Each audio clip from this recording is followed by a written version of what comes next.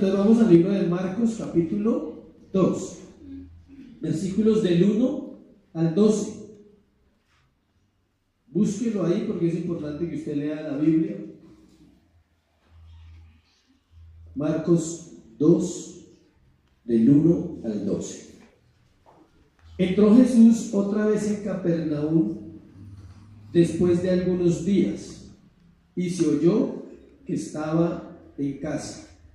E inmediatamente se juntaron muchos, de manera que ya no cabían ni aún a la puerta, y les predicaba la palabra. Entonces vinieron a él unos trayendo un paralítico que era cargado por 4. Y como no podían acercarse a él a causa de la multitud, descubrieron el techo donde estaba, y haciendo una abertura bajaron el lecho en que yacía el paralítico. Al ver Jesús la fe de ellos, dijo al paralítico: Hijo, tus pecados te son perdonados. Estaban allí sentados algunos de los escribas, los cuales cavilaban en sus corazones: ¿por qué habla este así? Blasfemias dice. ¿Quién puede perdonar pecados sino solo Dios? Y conociendo luego Jesús en su espíritu que cavilaban de esta manera, dentro de sí mismo les dijo: ¿por qué caviláis así en vuestros corazones? ¿Qué es más fácil decir al paralítico: tus pecados te son perdonados, o decirle: levántate, toma tu lecho y anda?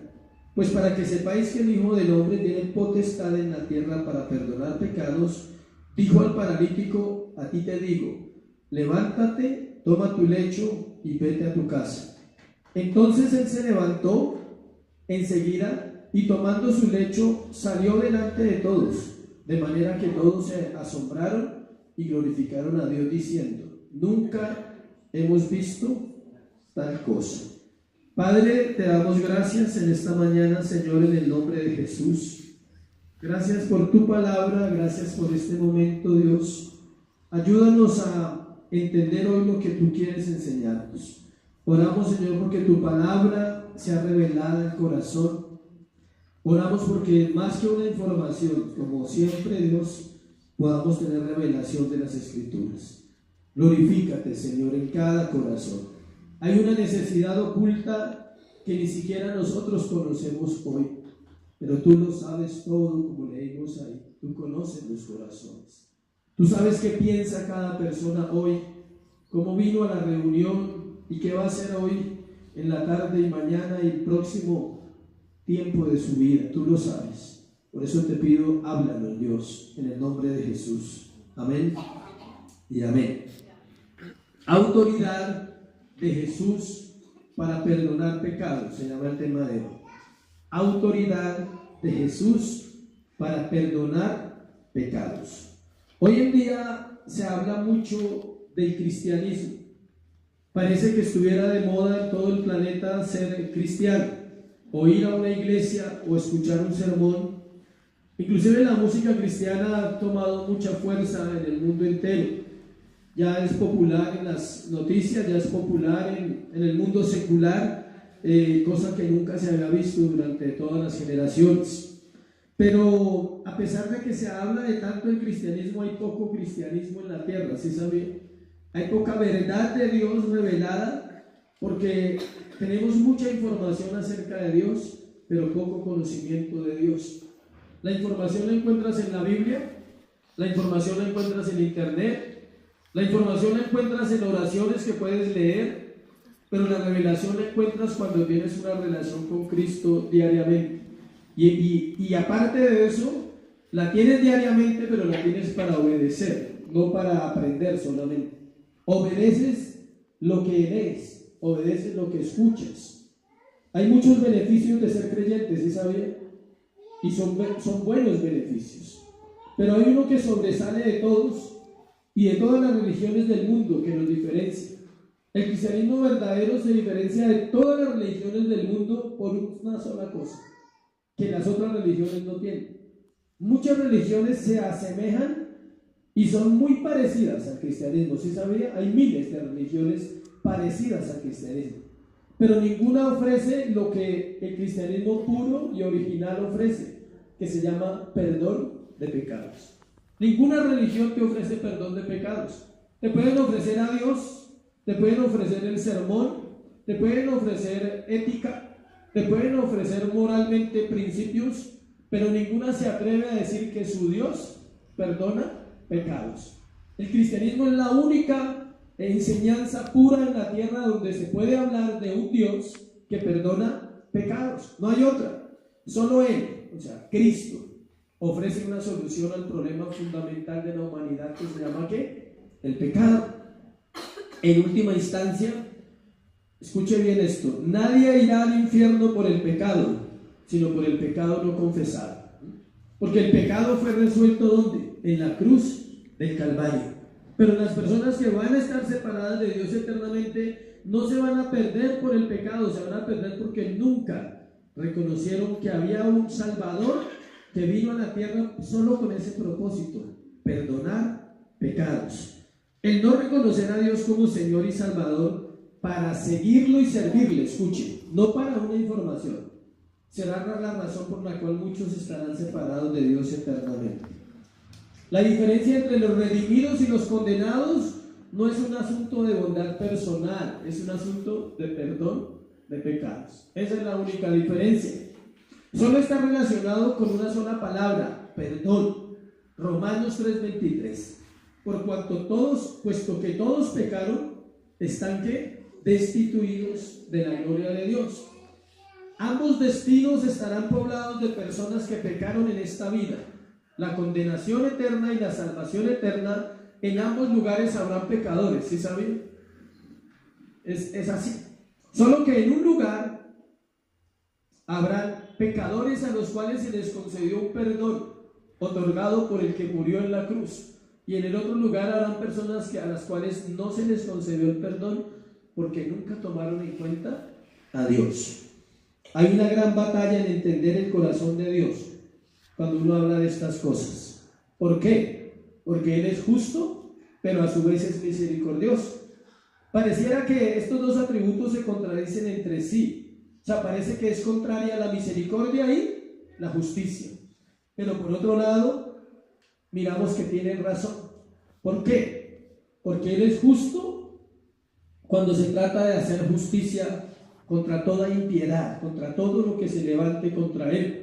Pero Él es misericordioso cuando se trata de oír y escuchar a todo pecador que viene a Él en una actitud de ¿qué?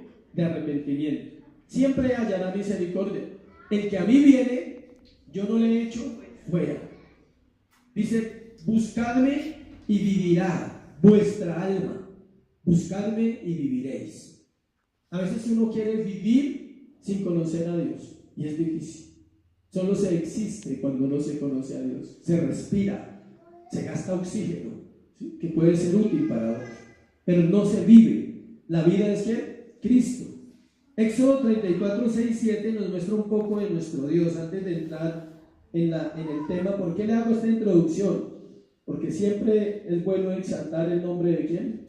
De Dios. Porque la iglesia tiene que exaltar su nombre, conocerlo cada semana, llevar a un pueblo a que entienda ante quién estamos y ante quién servimos y de quién predicamos. Éxodo 34, 6, 7. Miren lo que dice: y pasando Jehová por delante de él, o sea de Moisés, proclamó: Jehová, Jehová fuerte, misericordioso y piadoso, tardo para la ira y grande en misericordia y verdad, que guarda misericordia a millares, que perdona la iniquidad, la rebelión y el pecado, y que de ningún modo tendrá por inocente al malvado, que visita la iniquidad de los padres sobre los hijos y sobre los hijos de los hijos, hasta la tercera y la cuarta generación. Moisés exalta la grandeza de Dios, dice: Jehová grande, dice, temible, grande en misericordia, tardo para la ira, y nombra tres palabras que estos días hemos discutido con algunos. Por si quieren saber, ahí está la cita: iniquidad, rebelión y pecado. Todas tres son diferentes en el corazón del ser humano. Romanos 2, 4, 5 lo habla en su carta a los romanos. En el libro de Romanos lo encontramos en el Nuevo Testamento, capítulo 2, versículo 4 al 5. También el apóstol habla un poquito de estas cosas. 2, 4, 5. ¿O menospreciáis las riquezas de su benignidad, paciencia y longanimidad, ignorando que su benignidad te guía al arrepentimiento?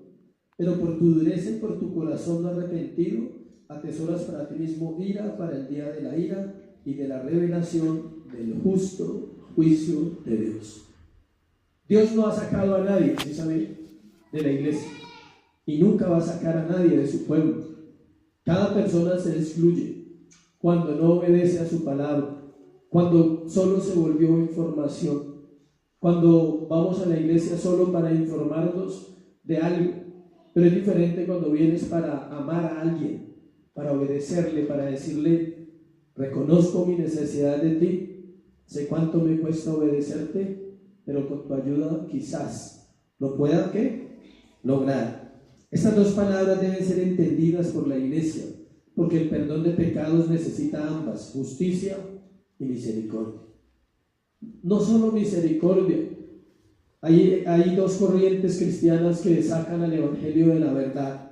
Una, el famoso evangelio del amor, sin la exhortación y sin la reprensión sobre un pueblo que necesita obedecer a Dios. Y la otra, el legalismo, donde solo es juicio y condenación sobre la iglesia. El equilibrio del evangelio te lleva a ambas, justicia y misericordia.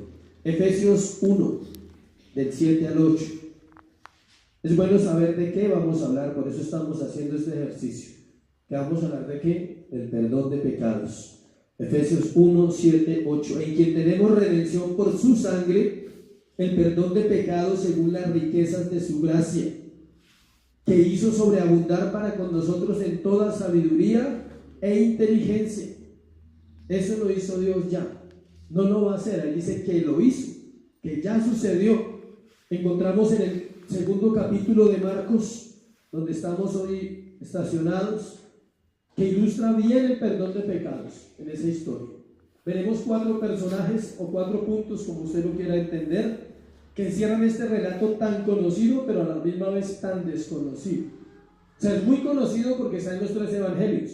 Está en Mateo, está en Marcos y está en Lucas. Siempre que un pasaje está de esa manera, es porque fue muy importante en el momento en que sucedió. Entonces vamos a mirar 4 aspectos o 4 personajes que habían en la historia. Se los dicto y ahorita vamos a verlos uno por uno.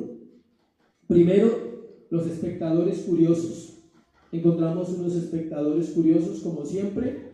Ha habido gente muy curiosa de la Biblia y gente muy curiosa del Evangelio, pero no lo conoce. 2, encontramos al pecador lisiado, usted y yo. ¿Amén? ¿No se alegra mucho por esa noticia? El pecador lisiado, usted y yo. Ese es el pecador lisiado de la historia, encerrado en un paralítico que Dios nos va a hablar. 3, el Salvador misericordioso, Jesús. Y 4, los escribas endurecidos. Y por último, que no está dentro de los puntos, pero es el final, es la sorpresa de una multitud ese día. Se llevaron una sorpresa impresionante. Entonces vamos a mirar la historia, ¿listo? Vamos a entrar en la historia con el primer grupo de personas, que son ¿quiénes? Los espectadores.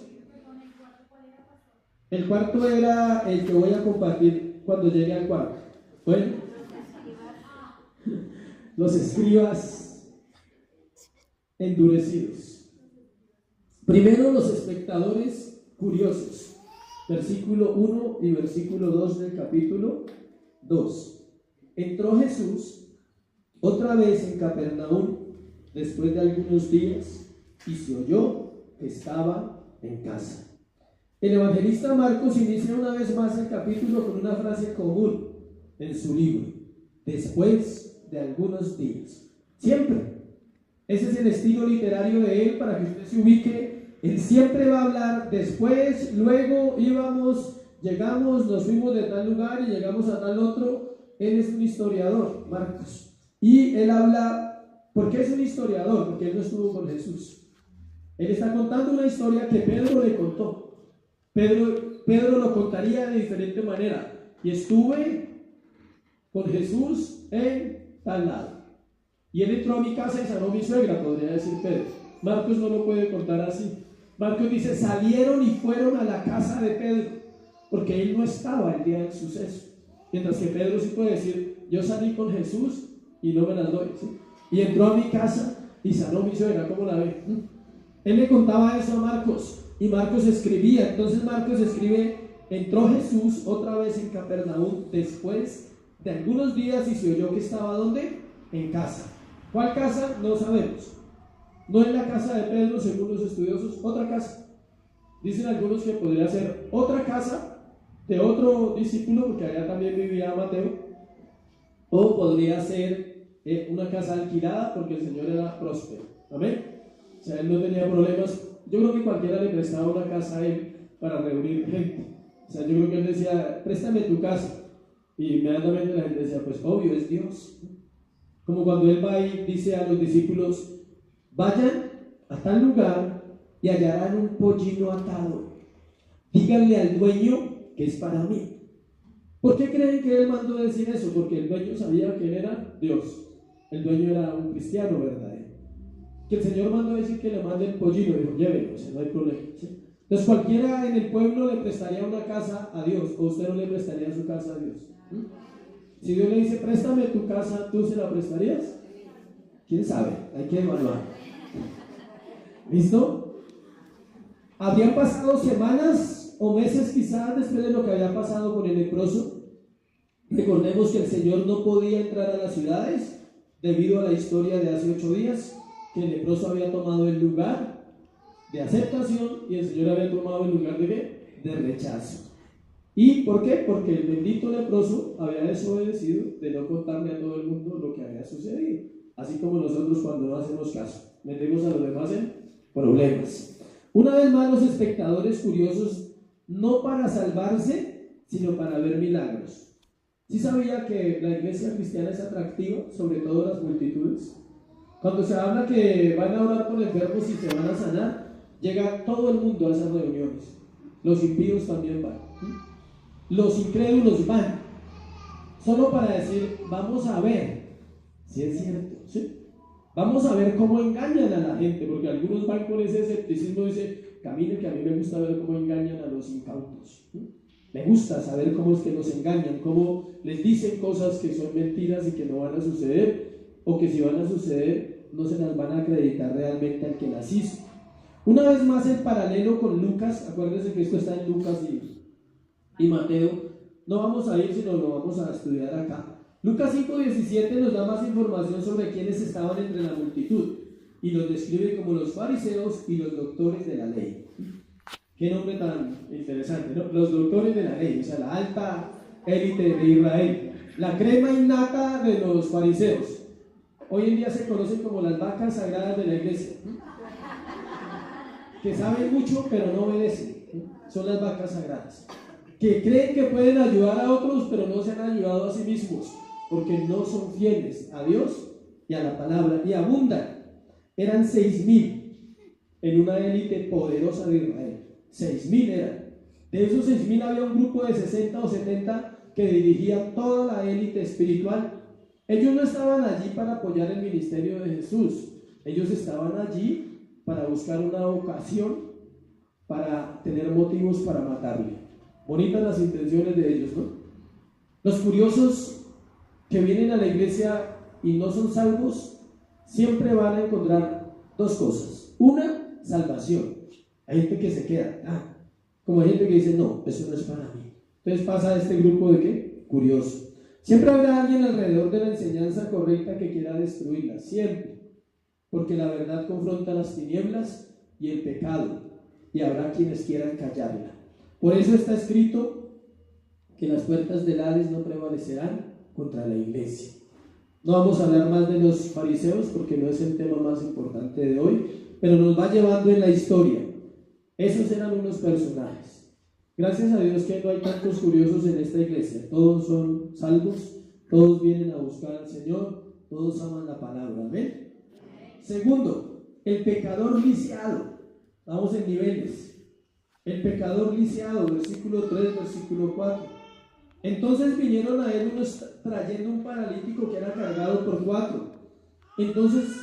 Y como no podían acercarse a él a causa de la multitud, descubrieron el techo donde estaba y haciendo una abertura, bajaron al lecho en que yacía el paralítico.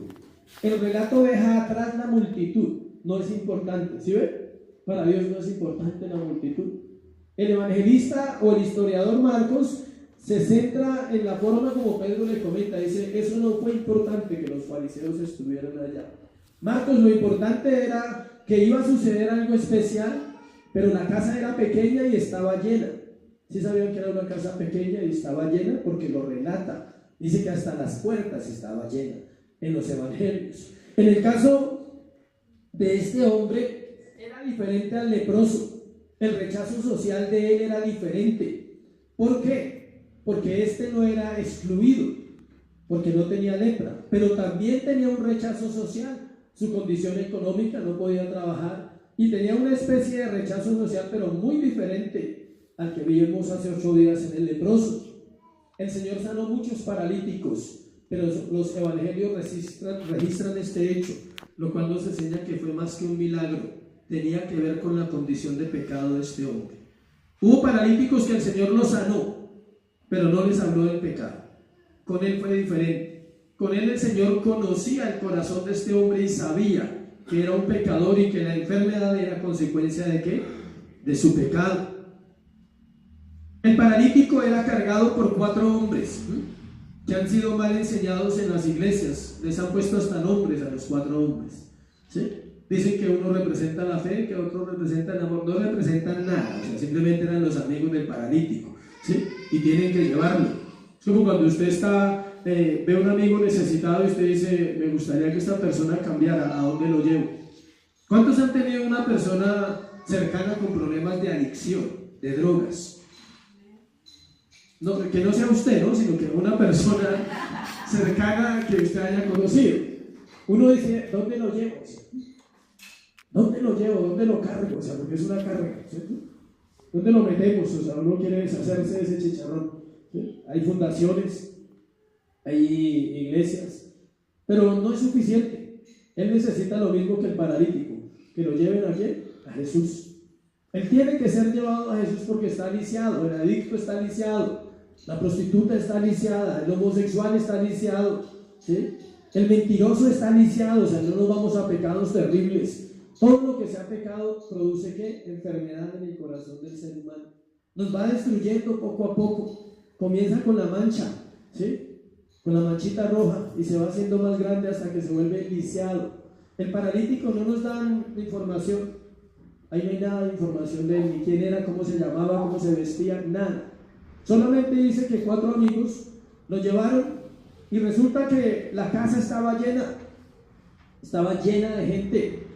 Los techos en Jerusalén o en estas ciudades de Israel eran de paja, y algunos en Lucas describe unas tejas que eran cuadros de barro, eran cuadritos de barro, no eran tejas de ternil, ¿sí? Hacían cuadros de barro y los forraban con paja para impermeabilizar y los pegaban con el mismo barro. Y entonces imagínense la escena. Entro un momentico a la casa con Jesús y vamos a entrar allí. Imagínense que él está predicando en la sala, porque la parte más grande de la casa era ¿cuál? La sala. No había alcobas grandes, eran casas pequeñas y la sala es pequeñita y él está predicando cuando de un momento a otro empieza a caer cosas del techo, escombros. Estos 4 hombres rápidamente se las ingeniaron y quitaron el techo. Era un pedazo grande, calcule el tamaño de una persona en una camilla. No fue un huequito, era grande. Y por ahí bajaron al paralítico y la Biblia registra, escuche, que quedó al frente de Jesús. Ellos estudiaron todo. De pronto alguno tuvo que entrar y mirar. Venían los 4 y de pronto dejaron el paralítico afuera un momentico y dijo, espere, yo miro dónde está Jesús. Y se entró y miró y dijo, está en la sala. Entonces subamos y metámonos por el techo de la sala, para que cuando baje quede al frente de Jesús. Esa fue la escena. Fue impresionante. Imagina que usted esté predicando y ahorita se empieza a romper el techo. O sea, más de uno sale corriendo, no va a pensar que van a meter un paralítico para que Jesús lo saque. Dice, no, esto se va a caer, ¿sí? Pero Jesús daba mucha confianza, mucha seguridad. Si Jesús, escuche, Jesús está predicando y empiezan a caer las cosas, pero recuerde quién es Jesús, es Dios. Él ya sabía que iban a bajar el paralítico. Si Jesús no se asustó, nadie se asustó. Si él se hubiera asustado y decir, vámonos porque el techo se va a caer, es porque él sabía que el techo se iba a caer. Su omnisciencia, ahorita lo vamos a ver. Él es Dios. Él ya sabía, decía, oye, viene con el paralítico, ahorita me toca sanarlo. Bueno, pero él no hubo miedo en ese grupo, porque él estaba seguro de lo que era. Él era Dios. Lucas 5:19 nos muestra que los 4 amigos trataron de entrar por la puerta principal, pero al no poder, entonces idearon un plan para meterlo por el techo. Lo importante era llegar donde Jesús estaba. Quédese con esa frase hoy. Lo importante es llegar donde Jesús está. Eso es lo importante de cada semana. Llegar donde Jesús está. Debió ser algo extraño para todos los que veían a Jesús en la sala de la casa, porque nunca había pasado eso, que hubiera una reunión y el techo se abriera y lo rompieran. Para los que tenían ojos espirituales, estas eran señales que el hombre que estaba ahí predicando era Dios en forma humana y que él había descendido de los cielos para visitar la tierra. Y Dios se centró ¿en quién? En el paralítico lisiado. ¿Por qué él se centra en este hombre? Porque él conoce el corazón de él y sabe que hay pecados que él tiene que perdonarle, pero también a causa de los curiosos. Venía una enseñanza poderosa para los curiosos, porque ellos iban a investigar, a decir, ¿este sí será Dios?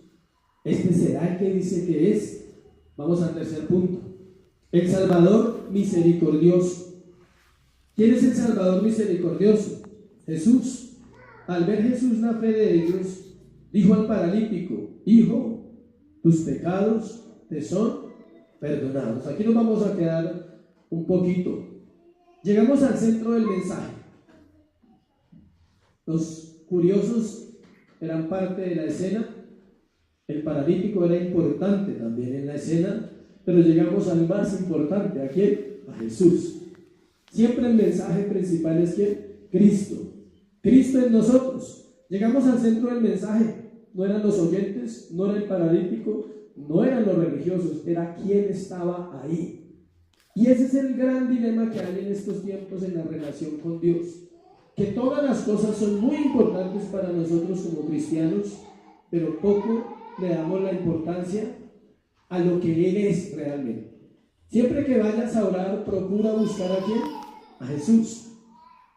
De último, deja tus necesidades. De último, deja tu petición. De último, deja tu corazón a veces en un estado mal. Pero primero busca al que te puede ayudar. Nosotros entramos al revés a la oración, ¿sí sabía? Señor, es que tengo un problema, ¿sí? Si Dios te respondiera sinceramente, decir así, tu problema es que no me buscas a mí. Siempre vienes a buscar una solución a tus problemas, pero no a mí. Pero Dios es tan bueno que aún escucha nuestra oración de esa manera. Es evidente que el autor quiere resaltar la misericordia de Jesús sobre este hombre. El Señor vio lo que los demás no veían. Él vio el pecado, los otros veían la parálisis. ¿Qué veía todo el público que estaba en el momento? A un paralítico, no veían nada más. ¿Por qué no veían nada más? Porque solo Dios puede ver ¿qué? Los pecados del corazón del ser humano. Nadie más los puede ver. Como son realmente, no los podemos percibir. Solo lo puede percibir ¿quién? Dios. El Señor vio la fe de ellos, del paralítico, de los amigos, y sabía que el paralítico deseaba la sanidad. Pero escuche, el Señor también sabía que él deseaba la salvación. ¿Por qué Dios le perdona pecados? Porque Él conocía el corazón de ese hombre. Mucha gente llega a la iglesia con una necesidad impresionante en algún área de su vida, como yo, como muchos llegaron un día a la iglesia. Pero detrás de esa necesidad tenemos otra más grande, la salvación, el perdón de pecados. El perdón de pecados es lo que diferencia a un verdadero cristiano de otro que no es cristiano y viene a una iglesia. ¿Por qué? Porque su vida es libre, porque no vive bajo la condenación, no vive bajo la culpa, vive bajo la gracia y tiene acceso ¿a quién? A Dios constantemente. Dice que toda la humanidad necesita reconciliarse con Dios, y esa reconciliación es solo a través del perdón de pecados. Si no hay remisión de pecados, no hay ¿qué? Salvación. Si tú eres salvo, tú estás en paz y salvo con Dios. Escuchen, no estoy diciendo que no pecamos. Pecamos todos los días pecamos, por nuestra naturaleza. Pero al arreglar nuestra vida diariamente con el Señor, vivimos en una constante salvación, en un constante perdón de pecados. El apóstol Pedro lo dijo en el libro de Hechos, capítulo 10, versículo 43. Acompáñenme allá y lo leemos. Hechos 10, 43. Es un sermón que está dando Pedro a los judíos, y él dice: hablando de Jesús, dan testimonio todos los profetas, que todos los que en él creyeren recibirán perdón de pecados por su nombre. ¿Sí ven lo que dijo Pedro explicándole al pueblo de Israel quién era Jesús? Y dice: dan testimonio todos los profetas, que todos los que en él creyeren recibirán perdón de pecados por su nombre. También dice en el libro de Hechos que no hay otro nombre en el cual podamos hallar salvación: Jesús, no más. Esta mañana estuve leyendo algo que quiero compartirle acá. Acompáñenme a Jeremías 9:23, y vamos a encontrar quizás lo más importante para una vida con Dios, y es esto. Jeremías 9:23. Así dijo Jehová: no se alabe el sabio en su sabiduría, ni en su valentía se alabe el valiente, ni el rico se alabe en sus riquezas.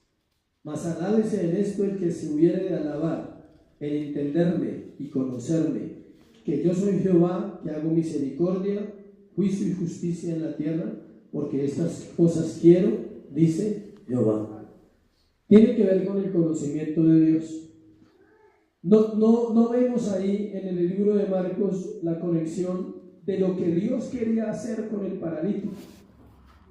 Dios quería sanarlo, pero Dios se reveló a él en ese instante como el perdonador de pecados, como el Salvador. Prácticamente este paralítico conoció a Dios ese día.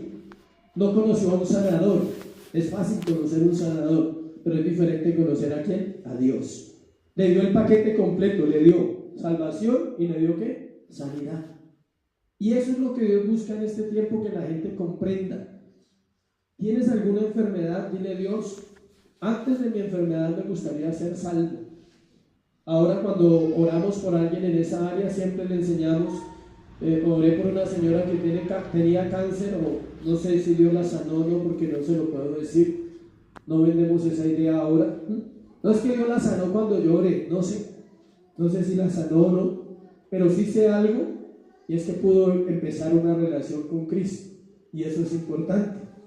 Cuando le hablé a ella, 32 años, cáncer, es difícil abordar esos temas, ¿no?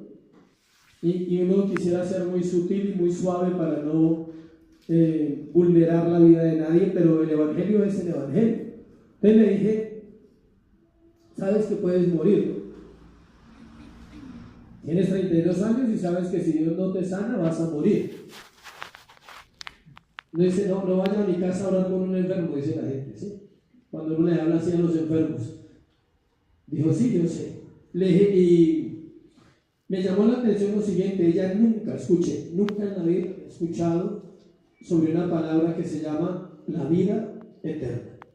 Le dije: ¿tú sabes que aparte de los 32 años que tienes, hay una vida eterna? Me dijo: no. Le dije: ¿tú no sabes que hay una vida eterna? Me dijo: no, yo no sé qué es eso. Ah, bueno, mejor que lo sepas. La vida eterna se llama Cristo. En el momento en que tu corazón se arrepiente de los pecados y viene a Él, tú recibes vida eterna. O sea que si mueres, vas a seguir viviendo con Él eternamente. Entonces se puso a llorar. Le dije: ¿por qué lloras? Dijo: por mis hijas. Me alegra que no sea por ti, es por tus hijas. Dijo: sí, porque pues yo entiendo que si muero, pues yo me voy con Dios. Digo: pero mis hijitas. Le dije: el mismo Dios que te recibe en una eternidad las va a cuidar. Entonces no hay problema. Y esa es la forma del evangelismo. Y ella entendió y empezó a asistir al grupo de Suma. Ya lleva como unos 2 meses asistiendo. y es juiciosa, o sea, le hizo caso. Me gusta la gente que hace caso. ¿A cuánto le gusta la gente que hace caso? No mira a su hijo, por favor, o sea, ¿sí? O sea, pero a uno le gusta la gente que hace caso. ¿Qué hizo caso? Sencillo, mire. Me dijo, la pregunta encantadora, digo yo, la pregunta más encantadora para alguien que le sirve a Dios: ¿qué tengo que hacer para conocer a Dios? Así me preguntó, le dije 2 cosas, o 3, pero 2 son fundamentales. Una, vas a leer la Biblia. 2, vas a orar con lo que lees en la Biblia. Y 3, te esperamos en la reunión. Y ha hecho las 3 cosas: lee la Biblia, ora y va a la reunión. Y es una esponjita, o sea, es abierta a escuchar. ¿Qué quiere decir eso? Que ella puede experimentar lo que experimentó este paralítico. Dios la puede sanar, pero ya que la salvó. Y si no la sana, gloria a Dios, la salvó. Amén. Ya. No hay nada por qué sufrir, ni chillar, ni patalear. La salvó y su alma fue más valiosa que su cuerpo para el que la ama verdaderamente. ¿Sí me estoy explicando? El apóstol Pedro habla sobre esto a los israelitas en el pasaje que leímos.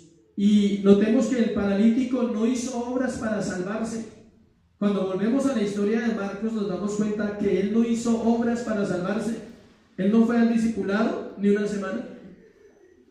Él no conocía a Dios, no estaba en la Biblia, pero él se salvó. ¿Por qué? Por gracia, por el amor de Jesús, porque él manifestó su amor hacia él. Y la pregunta: ¿cuáles pecados le perdonó? No seamos chismosos, ¿sí? No hay problema. O sea, sí, uno dice, pero ¿cuáles eran los pecados del paralítico? ¿Cuáles son los suyos y los míos? Eso es importante. Dice, tus pecados en plural, no dice tu pecado es perdonado. Tus pecados son perdonados. O sea que tenía hartos pecados el paralítico. ¿Pero cuáles? ¿A usted le interesa eso? Por favor, no vaya a caer en ese pecado. O sea, ¿sí? Que a usted le interese lo que son los pecados del paralítico. O sea, no. ¿Cuáles debe preocuparle? Los suyos, los míos.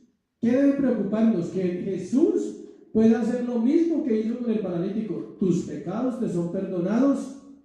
Toma tu lecho, levántate, ¿qué? Y anda. Notemos que el paralítico no podía hacer nada, pero el Señor conocía y sabía que en el paralítico habían pecados, pero también conocía otra cosa del paralítico. Sabía que él creía en Jesús como Dios, no como un milagrero. Él por eso hace esa diferencia en ese milagro, porque dice, ese paralítico no vino solo por la sanidad, él vino por la salvación. Entonces no vayas por lo superficial donde Dios. Ve por lo más importante donde Dios siempre. ¿Quién? Cristo. La vida eterna no tiene otra definición. No trates de explicarle a nadie la vida eterna, solo dile, se llama Cristo. Él es la vida eterna. Si quieres un sustento, está en Juan 17:3. Esta es la vida eterna, que te conozcan a ti, el Dios verdadero, y a Jesucristo, a quien has enviado. O sea que la vida eterna, ¿qué es? Conocer a Dios. No es otra cosa. La vida eterna no es tener una información que va a haber un juicio, que va a haber un rapto, que va a haber esto, que va a haber aquello. Se llama información. La vida eterna comienza cuando tú tienes a Cristo en el corazón, tus pensamientos están diariamente enfocados en Él, tu vida vive para Él, tu corazón piensa en Él constantemente, tú vives ligado a lo que dice la palabra, procuras agradar a Dios. Te duele el pecado cuando lo cometes, te contristas cuando vives mal en tu casa, con tu familia, con tu esposa, con tus hijos. No puedes vivir igual y siempre tendrás que ir a ¿dónde? A Él, otra vez a que te dé el privilegio de seguirte adelante. De eso se trata. La salvación de este paralítico nos deja ver una vez más la gracia de Dios sobre los pecadores destinados a la condenación eterna, pero trasladados por Cristo al reino de Dios por el perdón de pecados. Eso nos deja ver el milagro del paralítico, que él estaba condenado y Dios lo salva en un instante. Escuche, en un instante. La salvación se produce en el momento en que Cristo viene a tu corazón. No se necesita un curso para la salvación, no se necesita obras para la salvación. Al contrario, Al contrario, lo que se hacen son obras porque ya somos ¿qué? Salvos. Cuando una persona manifiesta bondad y ya conoce a Dios, esa bondad se le debe adjudicar ¿a quién? A Dios, no a nosotros. Porque si esa bondad existe en mi corazón, es porque Dios la ha puesto a través de la persona ¿de quién? De Cristo. Si no hay bondad en nuestro corazón, no hay nada de Dios. ¿Cuál es el fruto del Espíritu Santo? Gálatas 5:22. ¿Alguien se sabe el fruto del Espíritu Santo? Ese versículo, ¿se lo sabe alguien? ¿Qué dice? Mas el fruto del Espíritu es amor, gozo, paz. 3. Amor, gozo, paz. ¿Qué sigue? Paciencia, benignidad, bondad. Otros 3. ¿Y qué sigue después? ¿Qué sigue ahí? Mansedumbre, templanza y fe. Y al final dice, contra tales cosas no hay ley. ¿Qué quiere decir? Que contra tales cosas nadie podrá condenar a un ser humano, ni en la tierra ni en los cielos. Una persona que crece en el conocimiento de Dios empieza a manifestarse en él el fruto del Espíritu Santo. ¿Por qué se los dije de a 3? Porque los 3 son 3 grupos que tienen que ver con diferentes cosas en la vida del humano: amor, gozo y paz. ¿Dónde debe estar eso? Dentro del hombre, pero se manifiesta hacia los demás. Uno debe ser amoroso con los demás, bondadoso con los demás y pacífico. No océanos del Pacífico donde usted va a comer pescado, sino pacífico. ¿Listo? Y luego vienen ¿cuáles? Bondad, benignidad y... No. Si no lo está leyendo, no lo diga. Paciencia, benignidad y bondad. Eso es mi carácter. Ese es mi carácter. Paciente, bondadoso, benigno. A veces no se manifiesta, pero somos o no somos así. Y el tercero tiene que ver con todo lo que Dios necesita que usted soporte, ¿sí? Con las pruebas que van a venir. Mansedumbre, templanza y ¿qué? Fe. Dominio propio. ¿Qué es el dominio propio? Dominio propio es cuando la lengua es dominada y usted no es grosero cuando quiere ser grosero. Eso se llama dominio propio. Cuando usted quiere herir con la lengua y se amarra internamente, dice no porque desagrado a Dios. Todo esto lo encierra la salvación.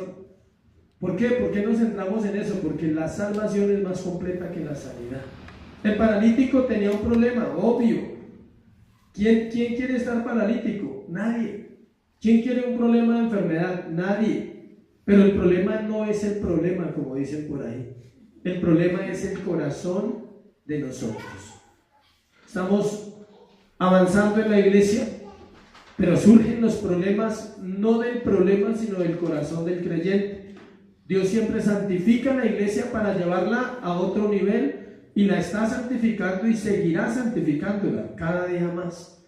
¿Cuántos necesitan santificación? Todos los días. Ve a Dios todos los días y dile: Señor, santifícame, santifícame. Cuando usted empieza a orar porque Dios santifique su vida, Dios le muestra el mugre, le muestra lo que hay escondido en el corazón de uno. Pero si uno no ora por eso, Dios dice: sobradito, sobradita. Siempre viene buscando que yo lo respalde, que yo lo use, que yo le dé, que yo le traiga, que yo le lleve, que le acomode, que le haga, pero nunca viene a buscar realmente lo que hay en su corazón. ¿Qué puede haber? Pecado. El pecado está siempre a la puerta, dice. El corazón del hombre está inclinado hacia lo malo. ¿Por qué somos tan pecadores? Porque es nuestra naturaleza. Alguien decía: nosotros no pecamos porque amemos el pecado. Amamos porque somos ¿qué? Pecamos porque somos ¿qué? Pecadores. Es natural. Si usted no peca es porque ya está en el paraíso, ¿no? Cuando esté ahí ya no peca. Pero mientras esté en la tierra va a pecar como yo. Pero la buena noticia es que Cristo se hizo pecado, dice, por nosotros y trajo salvación. Vamos al cuarto punto: los escribas endurecidos. Como siempre, una vez más encontramos la oposición, versículos del 6 al 11. Estaban allí sentados algunos de los escribas, los cuales cavilaban en sus corazones.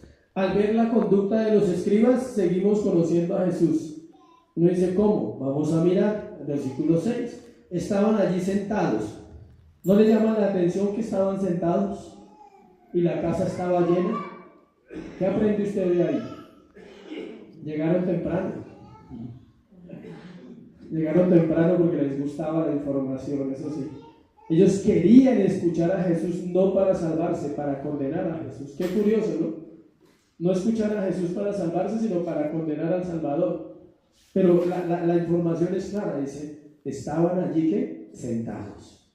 Y el pasaje mismo nos da luz. En cuanto a la casa estaba llena hasta las puertas, quiere decir que había mucha gente de pie, que las sillas eran poquitas, y como buenos fariseos siempre querían que lo mejor. Ellos siempre ocupan las mejores sillas en las plazas y en las sinagogas. Ellos siempre querían ser ¿qué? Primeros. Ese es el problema del ser humano. Escuche, quiere ser primero que ¿quién? Que Dios. Nosotros hemos construido en nuestro propio corazón el primer lugar, y por eso vemos tantas dificultades para ser verdaderos creyentes. Cuando tengas muchos problemas como creyente, evalúa eso. ¿Tú estás sentado en tu propio corazón entronado, o es Cristo el que está sentado en tu corazón? ¿O tú llegas más temprano que Dios? Los fariseos llegaron más temprano que el predicador y se sentaron en las primeras sillas. Dice, estaban allí sentados algunos de los escribas, los cuales caminaban en sus corazones. ¿Por qué habla este así? Blasfemias dice. ¿Quién puede perdonar pecados sino solo Dios? Como siempre encontramos la oposición a Dios, y lo triste es que estaban los líderes religiosos, los que supuestamente conocían más a Dios. Versículo 6, estaban allí sentados, ya les expliqué por qué. Versículo 7, ellos están diciendo una verdad. ¿Quién puede perdonar pecados? Solo Dios. Escuche, los fariseos dicen verdades a veces, sí, pero no las viven. Solo las dicen, pero no que las viven.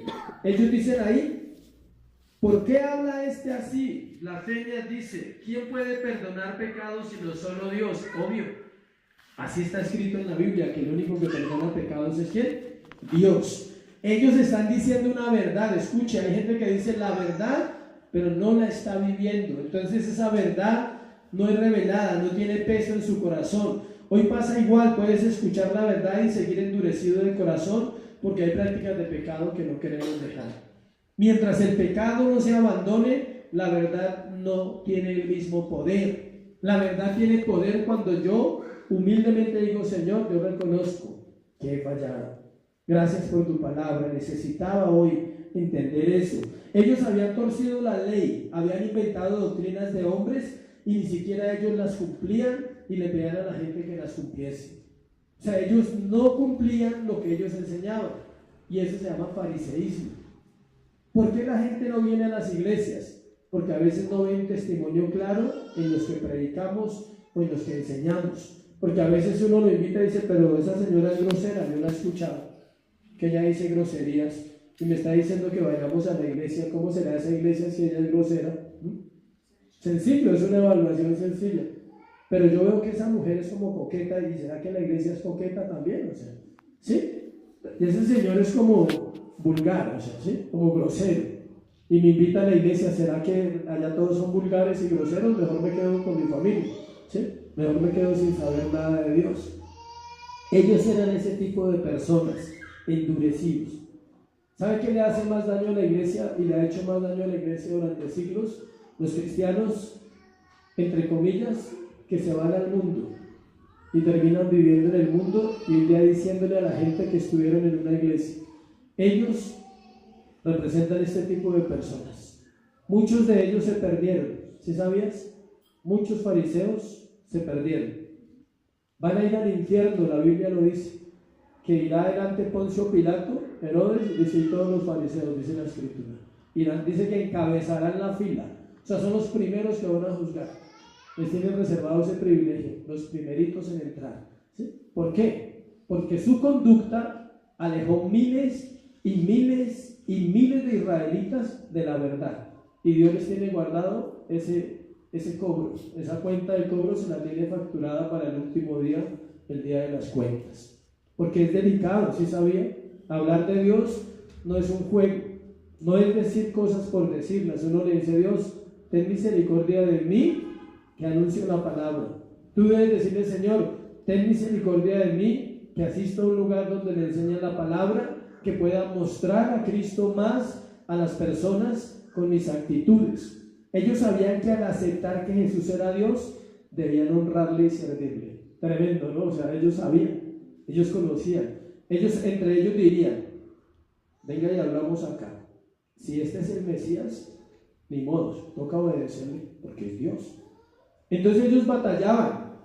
Versículo 8, el Señor les da una evidencia que Él es Dios. Él mismo les muestra que es Dios. El Señor es omnisciente, todo lo sabe, sabía lo que pensaban en sus corazones. Conociendo luego Jesús en su espíritu, que cavilaban de esa manera dentro de sí mismo, les dijo, les está mostrando con actos, le está diciendo: por si duda, yo les voy a decir qué están pensando. Y Él les dice ahí: ¿por qué caviláis así en vuestros corazones? O sea, ¿ustedes por qué están pensando que yo estoy diciendo mentiras? ¿Ustedes por qué están dudando que yo puedo sanar a este hombre y puedo levantarlo de su lecho? ¿Por qué? Porque ellos pensaban, decían: no, solo Dios puede perdonar pecados. Viene de parte del diablo para sanar a los enfermos y para inventar. Este es un blasfemo. Tal vez el diálogo haya sido más largo. Tal vez Dios le dijo: ustedes están pensando que yo soy un blasfemo y yo soy el Hijo del Hombre, el Hijo de Dios. Ahí dice el versículo 9. Dice: ¿qué es más fácil decir al paralítico: tus pecados te son perdonados, o decir: levántate, toma tu lecho y anda? Algo clave es que el corazón es el asiento de los pensamientos. ¿Sí sabía? Los pensamientos no están acá. ¿Dónde están? Acá.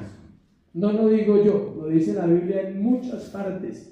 Tal es su pensamiento en su corazón, tal es él. Porque de la abundancia del corazón, ¿qué? Habla la boca. Siempre los pensamientos la Biblia los ubica ¿dónde? En el corazón. Él le dijo: ¿qué caviláis? O sea, ¿qué pensáis en vuestros corazones? ¿Qué están pensando de mí? ¿Qué están pensando? ¿Que yo no tengo el poder para hacer esas dos cosas? Versículo 9 les pregunta: ¿qué es más fácil? ¿Perdonar pecados o sanar la enfermedad? Y aquí encontré algo que me quitó un concepto que yo tenía. Yo pensaba que era más fácil sanar al enfermo. Yo pensaba que era más fácil la sanidad en este pasaje que el perdón. Pero estudiando uno encuentra cosas que le ayudan. Es una pregunta difícil para muchos. La respuesta tiene dos partes. Una es que el Señor puede hacer juntas, y la otra es que Él solo puede perdonar pecados. Pero escuchen, vamos a salir del dilema. ¿Qué es más fácil para ustedes? Ahora hágase usted la pregunta como yo me la hice. ¿Qué es más fácil decir al paralítico: tus pecados te son perdonados, o decirle: levántate, toma tu lecho y anda? Piense ahí un momentico. ¿Qué es más fácil? Ahorita aquí está la respuesta en la misma Biblia. Sí, uno dice: ¿qué será más fácil de las dos? Él les va a contestar la respuesta a usted y a mí como se la contestó a ellos. Él les contestó la pregunta en el versículo 10 y el versículo 11, porque ellos quedaron mudos. Cuando Él le hace esa pregunta, ellos no sabían responder. ¿Por qué? Porque Dios es muy sabio, o sea, Dios es muy grande. Era Dios hablando, no era el hombre, era Dios. Si ellos decían que era más fácil sanar, no podían tener un argumento contra Él para matarlo, porque decían: pues él puede sanar al paralítico. Y si decían que era más fácil perdonar pecados, le estaban diciendo que Él era ¿qué? Dios. Y tenían que obedecerlo a partir de ese momento, porque así como eran de legalistas, también eran rigurosos cuando decían algo. Cuando juraban algo, ellos juraban y se hacían matar por su juramento. Y si ellos llegaban a reconocer que Él era Dios en ese momento y que podía perdonar pecados, Su compromiso era ¿qué? Obedecerlo y servirlo. El corazón de estas personas no conocía a Dios, aunque ellos decían que sí. Sus actos mostraban lo contrario. Ellos tomaron las palabras de Jesús y las utilizaron como argumento para asesinarlo más adelante. Ese es el delito por el cual a él lo matan en la cruz del Calvario, blasfemia. Tenía que haber un cargo, tenía que haber una acusación. ¿De qué acusaban a Jesús? De blasfemia. No más, ese era el cargo que a él le aplicaron. Por eso se dice que todos participamos de la muerte de Jesús. Escuche, cuando no creemos en él y en su palabra, es hacer lo mismo que hicieron los religiosos, es matar a Jesús en nuestro corazón.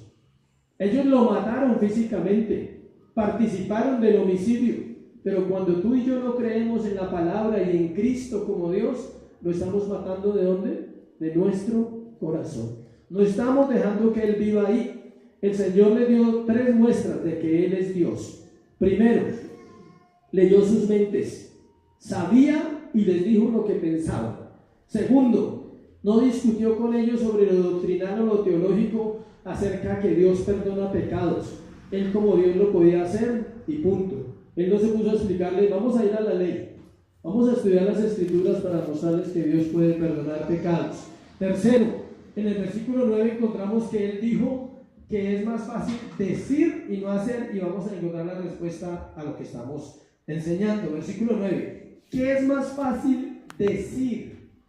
Para encontrar la respuesta a esas dos cosas, si perdonar pecados o sanar enfermos, tenemos que mirar el versículo 9 que dice que ¿qué es más fácil que? Decir, no hacer. ¿Sí ven que la palabra es clave cuando se estudia bien? ¿Qué es más fácil que? Decir. ¿Tus pecados te son perdonados?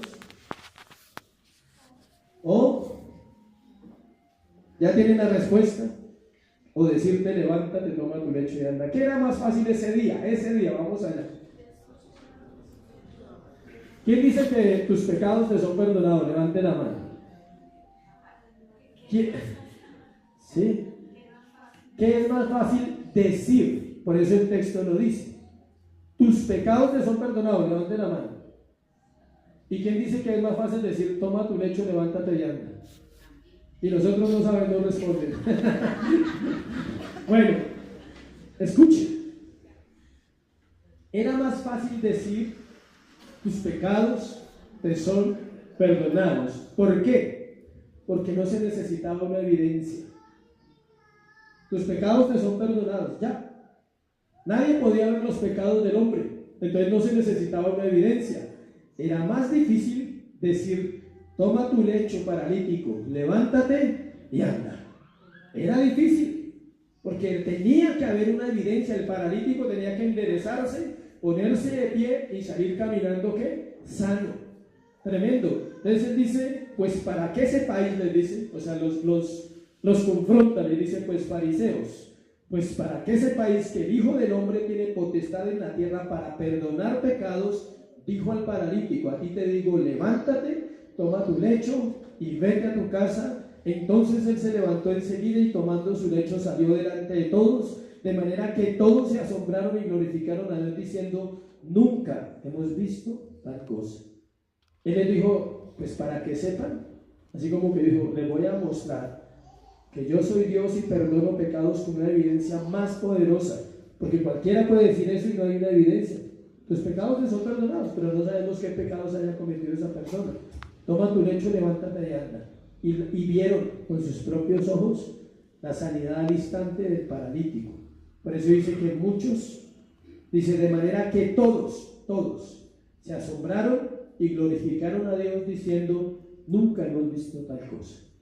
Tal vez, quizás, algunos de esos fariseos hayan creído en Dios ese día. Muy pocos. Porque cuando uno es terco es terco. Cuando uno se cree que las sabe todas, se las sabe todas. Y cuando el corazón está endurecido, no hay nada que pueda hacer Dios.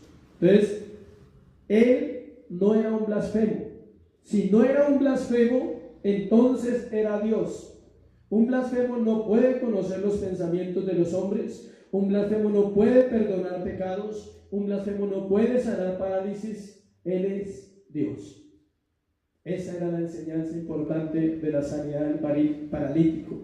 mostrarle a todo ese pueblo y sobre todo a ese grupo de personas incrédulas que Él era ¿qué? Dios. Ahora, ¿conoce nuestros pensamientos? Obvio. ¿Conoce nuestros pecados? Obvio. ¿Conoce las consecuencias de estos? También. La enfermedad es consecuencia del pecado y Dios puede hacer ambas cosas: perdonar pecados y sanar enfermedades. Amén. ¿Cuánto le dan un aplauso a Jesús?